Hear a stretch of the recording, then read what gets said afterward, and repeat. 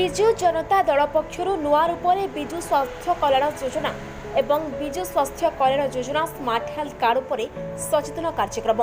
बलांगीर जिला मुरीबाहाल ब्लॉक अंतर्गत हलदी पंचायत खलियाकानी ग्राम में कंटाबांजी बीजेडी दलर विधायक प्रार्थी अजय कुमार दास उपस्थ रही विजु स्वास्थ्य कल्याण योजना उपर विशुद्ध भाव में आलोचना करते। आम मुख्यमंत्री ओडिशावासी को आशीर्वाद योजना जदि कहीं छुआर बाप कि मां मृत्यु हुए ताहले प्रत्येक मास 1500 टंका छुआ को देवा एवं जदि उभय मां और बापा मृत्यु घटे ताहले छुआ को प्रत्येक मासरे 2500 टंका प्रदान करने व्यवस्था करछथि। एपरिक छुआ मां गर्भर थाई जन्म हो मृत्यु पर्यंत आम प्रिय नवीन सरकार प्रत्येक योजना कर जहाँ उपरे पुंखानुपुंख भाव में सचेतन करा विजु जनता दल मुरीबाहाल ब्लॉक वरिष्ठ नेता मिलितेतन पात्र संकीर्तन शिका भावरंग महाकुर रमेश भाई जिला युव संपादक शांतिनी विभार जिला संपादिका सुशीला राणा स्वदेशी विचार मंच सभापति जितेन्द्र राणा दिनेश कुमार ललित गहिर कुश छत्रिया बाबूलाल हंस प्रसन्न हंस सिद्धे हंस सत्य हंस रमाकांत हंस चित्र छत्रिया हेराल कंस पुरी बाग हेराथर बाग जगबंधु बेमाल एसबू विजेडीकर्मी मान उपस्थित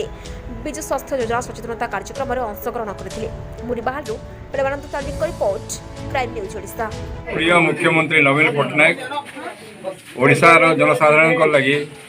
विजु स्वास्थ्य कल्याण योजना माध्यम रे हेल्थ कार्ड जेन जोगैछन एवं आशीर्वाद योजना माध्यम रे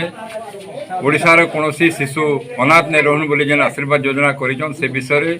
हल्दी पंचायत जनसाधारण को अवगत करवा लगी सचेतन करवा लगी आज विजु जनता दल तरफ हल्दी पंचायत रे आम सचेतन कार्यक्रम थिला से मुताबक आज आम सचेतन कार्यक्रम करिथिलु। हमें अजयदास आज्ञा जनाइथिले ताकर कर्मी सम्मेलन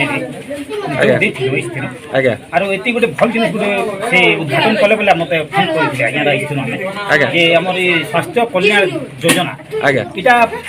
गाँ गहली लोक मानकर लागि बहुत बढ़िया हला इटा कांति लागि 5 लाख टका सरकार जेन योजना करी छाड़ी ई योजना रे बहुत लोग उपकृत हो जेन के तार माने एम्बुलेंस के जगह नहीं पहुंची पार से जगह रे ए लोग माने पहुंची पारबे एम्बुलेंस भी आसबा जे बड़ा शासन हबा आरो 5 लाख टका तार माने बड़ हॉस्पिटल भी जे पारबे छोट हॉस्पिटल भी जे पारबे आगे आरो